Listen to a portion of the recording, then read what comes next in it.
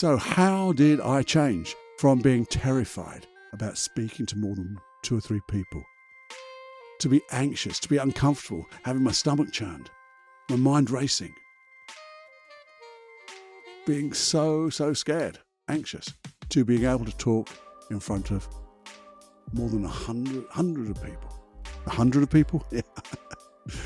And enjoying the process, speaking metaphors or telling metaphors and doing processes, demonstrations with people. How did I get from there to there?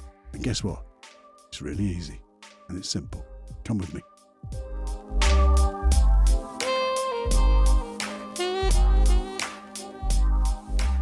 Warning. Warning. Warning. Warning. You are entering into the unplugged mind of Paul Clough. Too late. Personal Development Unplugged. So we call this Personal Development Unplugged podcast. From anxiety to confidence. And I thought I'd just give you a little taste of how I used to be. And how there's a simple way I was taught to master anxiety and fear. And it's mastering it in a way that you let it go. It's no longer needed. You see, in the early days of my NLP trainings, and I spelled days with a Z because it was Daisy. I was in a daze, neuro-linguistic programming, learning wonderful sets of skills and processes to help other people make changes and changes in myself. And the thing is, I used to hate giving small talks in those trainings. You know, there may be only 2 or 3 people there and I had to explain something. And I hated the bloody thing. Asking questions, because it was quite a big group. There was about 30 odd people in that particular class. And stick your hand up and ask a question because you didn't understand something. Hated it. In fact, I was pretty terrified. My heart used to be thinking, what the hell am I doing here? I'm not meant to be here. What was I thinking about? Because this is frightening. And it shouldn't be frightening. I'm trying to learn something. And yet I'm frightened. And I'd slink my way to the back. And it was pretty easy when there's 30 odd people. You can slink your way to the back. And I'd get smaller and smaller and smaller. Slide down into my chair. And I would ask myself, how could I learn this stuff when I'm so anxious? And it's a sort of positive question, isn't it? Because my stomach was churning. My mind was racing. I was hot. I was uncomfortable. It was a nightmare. It was, and I say was a nightmare. Back then, it was really a nightmare. I'll tell you in a minute how that changed. But the thing is, that was way back then. Since then, I have amazed myself. When I look back now, you see, I started to help people, but then I got into training other people, training people to become therapists, training people to become practitioners and master practitioners of NLP. With my son Joseph, we did NLP trainings, hypnosis trainings, teaching people to be master hypnotists, all this stuff. And I was standing in front of maybe 20 people. And then it developed even more. Because since then, I've sat on the end of a stage, and I used to hate bloody stages. If it was a 6-inch stage, I didn't like it. Didn't like standing up in front of people. But since then, I've sat on tall stages, just sat on the edge. Got off my chair, which was on the stage, come down and sat on the edge of the stage and told stories. Done demonstrations up on that big stage, just me and one other person. Answered questions. trained all those practitioners in NLP, timeline therapy, hypnosis, to well over 100 people at a time.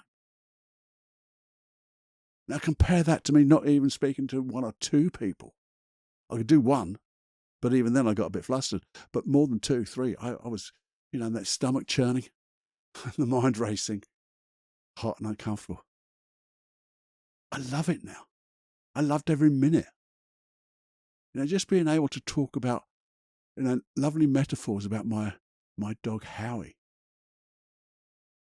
and how we used to go for walks and the things we learnt on those walks, and how Howie would talk to me about various things. Because he was the best dog in the world, by the way. And if you go, I think you might be able to search Howie in something like Castbox, and he might come up, because I told a metaphor about, I've recorded a metaphor about that. The metaphor I used to tell on that stage. And the thing is, I enjoyed it because I was me, I was comfortable, and people got it. And they were comfortable for me. Amazing, isn't it? So what changed? How did I change? Well, one thing, I think it was a prerequisite. It was, I was passionate about learning NLP, learning hypnosis, learning how to help others and myself. It was so important to me. I spent time learning my craft, learning my skills, mastering. Didn't do everything to start off with. I mastered my skills. I did what I knew and knew what I did. And then I expanded what I knew. And then I did what I knew. But it was like my why. I'd found my why without going through all the bits and pieces we talk about here, because sometimes we need to do the bits and pieces to find our why, the why it's important to me. But I just knew it in my heart. This was something I really wanted to do. Ended up doing it I've ended up doing it. I haven't finished yet. For over 25 years doing this stuff. I mean, if you think about it, what's the point of doing stuff that's not important to you? And learning stuff that's not important to you. But the thing is, here's the thing. You have that thing, that why, that motivation, the passion. That's one thing. You've got to have a little bit of passion. Even if it's only the passion to learn about something. Maybe it's a passion to connect with people. It doesn't have to be the stuff you're learning like me. It could be just a passion to be able to communicate, to be able to connect. Anything that you're passionate about. It's all you need, that little bit of passion. But the thing is, the how is even more simpler than you can expect. It really was. There was no major processes. There was no anybody hypnotizing. Did a lot of hypnosis on myself and with other people, but that wasn't the change. There was no big paradigm shift. No, but it wasn't. It was so simple. In simplicity, there is genius. So simple. You see, what happened was, and it was right in the early days of the NLP training, there was a guy there who I got on quite well with. We would sit and have a cup of coffee sometimes and do that. And I was pretty amazed by him, because he was, although he wasn't a trainer in NLP, he was actually a practitioner like me, learning the NLP, but he actually did a lot of talking to groups, standing on stages. And he said, as we were talking, he said, I really love it, Paul. I really enjoy getting on a stage and talking to people. Oh, it's so good. And me in my little brain going, you're absolutely bloody joking. Well, in fact, I swore a lot more than that. So that would petrify me. And I told him about being terrified of talking to 2 or 3 people. I said, I'm comfortable with you because I like you. And, you seem friendly. But more than that, it really does get me. I want to change. I do want to change because I want to be able to participate in these trainings even more. I just said, how did you do it? How did you do it? What was that complicated thing you did? Do you have to get into this speaker state where you come out and you speak in this way, and you have to get pumped up and you have to do this. And he goes, what are you talking about, Cluffy? Because people call me Cluffy those days as well. What are you talking about, Cluffy? No, it's not a speaking state. It's not a pumped up state. Because that's not you. Certainly not me. I don't speak pumped up. And if I do get excited, it's because I'm passionate and I'm excited. Not because I make myself excited. Because I'm just comfortable in expressing the way I want. So I said, well, how the bloody hell do you do it? If you don't get pumped up and you weren't taught it. So she said, well, it's so simple. And I said, before, in simplicity, there's genius. He said, it's so simple. I'm on stage, waiting to talk. Maybe I'm in the sidelines, or maybe there's 3 or 4 people. We're all going to talk on the stage, and we're all sitting on the stage. And all of a sudden, I got that anxiety again, thinking, because I've done it before where I've had to introduce myself, and I'm 5th out of 15 people, and I'm looking, and at each one, I'm going, oh, don't forget your name, Paul. Please don't forget your name. Don't forget your name, Paul. I'm telling myself to forget my bloody name. And when I said, I can't remember who I am. Thank you. Boom. It petrified me. So I said, no. Just to put that picture out of your mind. He said, this is what I do. I'm sitting there. And you see, I picture myself. I imagine myself out in the front of that stage before I get there. So I'm sitting there. And I'm looking at this like holograph picture of myself. I'm imagining myself out there, chatting away to all the people. And it doesn't matter what size of crowd. Maybe I'm only talking to 4 people, 5 people. Maybe I'm talking to 500 people. Doesn't matter the size of the crowd. Yeah, you got all these wonderful little gimmicks you could do, but he said, it doesn't matter. I just see myself over there doing it, enjoying myself. And then I just walk out into that spot where I imagine myself, and I catch myself up. That's what I do, catch myself up. It's a little bit like suddenly I'm acting as if I was already there. So it is, in simplicity, there is genius. It really is. In simplicity, there is genius. There you go. We've had 2 of those now. So if you think about it, what was I doing? And I'm sure you do it too. If you have that fear. This is what we do, didn't we? And this is what I used to do. In the past, I would see myself not doing it as he was doing it, but I would see myself stuttering, faltering, getting embarrassed, and effectively failing, falling on my arse. And I'd feel all of it, all together. And guess what would happen?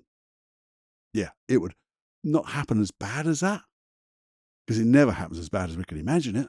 We always imagine the worst, but it wasn't pleasant. It wasn't good. I didn't enjoy it. So, of course, the next time I was thinking about it, I made the bloody pictures worse. And that's what we did. And the thing is, because what you think about, most of all, is what you get, whether you like it or not. That's what you get. So, of course, if in the past when I was thinking about stuttering, faltering, getting embarrassed, failing, I was thinking about it really passionately, really emotions were racking up in there. And I said my stomach was churning, everything like that.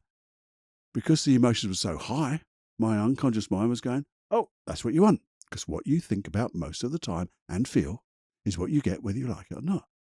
As if your unconscious mind says, if you get emotional about something, I think that's what you want. That's weird, isn't it? But that's a wonderful weird. A wonderful weird. How can that be so wonderful, Cluffy? How can it be so wonderful? It's because that bloody process works, doesn't it? It just works. So, let's put it in reverse. We do it so many times here on the Personal Development Unplugged. Let's just think. What is it I want to be doing? Well, I want to be able to be comfortable. I want to be confident, not overconfident. I want to be comfortably confident in myself, be aware of other people, becoming aware of the things I know, the things I want to explain, or maybe the things I want to connect with. All that stuff. That's how I want to be. And then just imagine yourself out there doing it. That's what you have to do. Imagine yourself out there doing it. A little hologram of yourself, doing it exactly the way you want it to do. Want it to be, rather. That's all you do. And as you do that, because we know in a moment, if we were to float out into that me over there, doing the stuff that we want to do exactly the way we want to do it, not the way we didn't want to do it, but the way we do want to do it, the way we do want to be, then we float out there. We float into our body. We see what we saw. We hear what we would hear. And we'd feel those feelings of doing it just the way we want it to happen. We're trying it on, aren't we? We're trying it on. And if it doesn't feel quite as good as we want it, we can make it even better because it's just our bloody imagination. We're just imagining it the way we want it. And guess what? You get that good feeling. And because it's that feeling that your unconscious mind goes, oh, is this the way you want it then? Oh, bloody hell. That's what we'll do. And you get that feeling. And guess what? Then you start to act as if the way you imagined it. Because when you act as if, you get those feelings again. And your unconscious mind goes, yeah, we're back at it. Come on. And it just happens. Just happens. Hey. Have a think. If it's okay with you right now, what would happen if we just did a very quick one? Just to get the process into our mind so you can do it whenever you want to do it. Maybe I'll do a little recording to do it separately, to put it in the hypnosis tracks and the process tracks I do on that other website, paulcloughonline.com/podcast. That's where they are. But before we go to that type of depth, let's just think. Is there something that you would like to do better than you're doing already? Just a little thing at the moment. Think of it the way you know what you don't like. How would you like to be? Just if you think about it now. Don't think about what you don't want. Think about what you do want. And when you think about what you do want, think about how you want to be, how you want to move, how you want to breathe, how you want to use your facial expressions, how you want to move your body, how you want to, your tone of voice, maybe a smile, the glint in your eyes, the way you can focus, the way you can just access all the information inside you that you want to share. And as you do that, just imagine now, making sure, by the way, just before we do this, making sure you haven't got nothing else to do, by the way. You're not driving and all that bloody rubbish. It's not rubbish. You're not doing anything that needs your attention. That's what I'm trying to say. So if it's okay with you and no one needs your attention, it's perfectly safe to do this, because you might be better closing your eyes. It's a lot easier, less distractions. So you've got to be able to close your eyes on this. If it's okay with you, if it's not, just pause for a moment. When you come back, just press play and we'll do it. But close your eyes. And as you close your eyes, just imagine yourself over there in front of you. Sometimes I do it like if I was on a stage down below me and in front of me. So I'm looking down upon it because it's nice to get that meta view, that different perspective, and see yourself doing just that bloody thing that you want to do, just the way you want to do it. See yourself like performing in the way that you want to perform. Acting, not play acting, but behaving just the way you want to be. Communicating just the way you want to be. Connecting just the way you want to connect. And when you think you've got it just about right, and don't be perfect, we've talked about perfect before, it's not going to be perfect, because you're going to learn from this. When it's about just as the way you want it. And just remember, if you're not seeing this in 2020 vision, fucking good, because not everyone does that.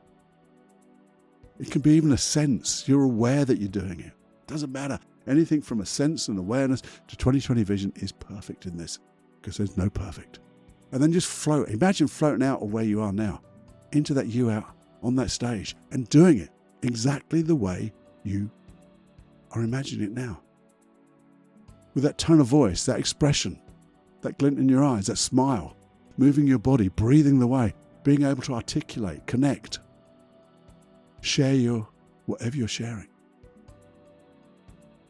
And notice how good it feels. And when you notice how good it feels, ramp that feeling up. Just imagine you could just turn it up, make it more intense, so you can really feel it. Really feel it. Maybe you just want to anchor it. Remember that finger and thumb, use a different finger, but a finger and thumb, just anchor this feeling. So when you think about it in the future, you can just fire that anchor off. When you get to go to do it in real life, you can just fire that anchor off. But you can remember this. Just ask your unconscious mind to remember this. Come back into your body now, because we always got to come back in our body. Open your eyes. Just imagine in the future. The next time you go to do this, you're going to be that way. You're going to act as if. I'm going to talk a lot more about acting as if, because it's such a great thing to do. You act as if you've got it already. Because when you act as if you've got it already, guess what? You've got the bloody thing already. Because you have. You've imagined it. This is all you. You're not making it up from anybody else. This is you, the way you want it, with all your skills, your beliefs, your behaviors and emotions and skills. This is just you. All you're doing is we're learning how to access all those skills you've already got and put them in place of that other way.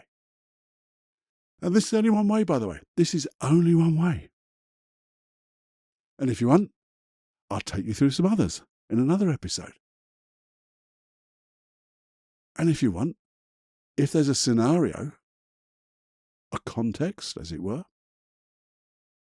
that you feel you'd like a little bit more help with, so we could really get another deeper dive and do a really detailed little bit of a process, maybe seeing this type of thing, let me guide you through it to share with you what I know. Let me know. feedback@personaldevelopmentunplugged.com. That's my email address. I'm the only bugger here, by the way. It's quite lonely.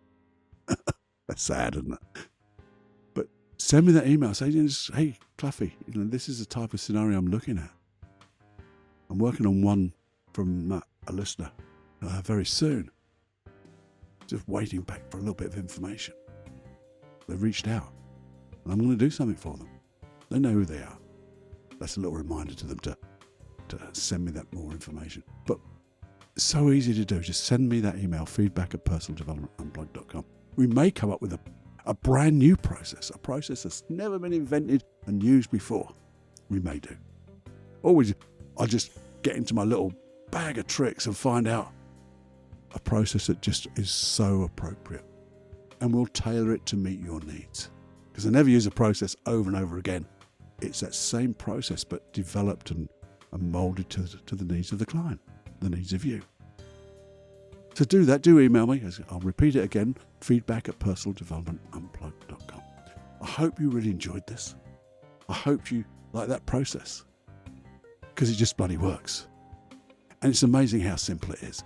And don't be fooled by how simple. It takes a bit of effort, and you have to do it. But it isn't difficult. The only difficult thing, if there is anything, is just getting off your ass and doing it. And that's, if it's important to you, just as that was for me, you will do it. Just ramp up the passion, ramp up your interest, ramp up your curiosity, and just go do it. And I do, as I say every time, I do hope I've articulated this way I was and the way I am and how I did it in a way that you can repeat it too. Because that's what NLP is all about. Being able to replicate the things that we do in life, to be able to share it with other people so they can do the same thing and manipulate it to, manipulate, but to mold it into their own way. So that's what I want to do for you. And I want to keep doing it. So again, if you have any issues that you'd like for me to discuss, dive into, develop, whatever it is, again, same email address, everything's anonymous. There you go.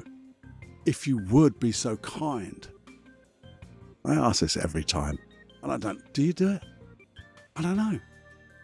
I know I share a lot of podcasts. Well, if I hear something that's good, I'm going to share it. Please do share it with everyone you know. It'd be really kind. And they get to live a better life too. You may be the difference that makes a difference when you share. That would be awesome, wouldn't it? To know that. Selfless service, giving without want of anything in return. That would be awesome. There you go. Do that. As I say, trip over that subscribe button while you're having more fun than you can stand. Okay? So do that. Have more fun than you can stand. Wallow in happiness and joy. And fly. Because it's time to fly. I'll be with you next time. Bye-bye.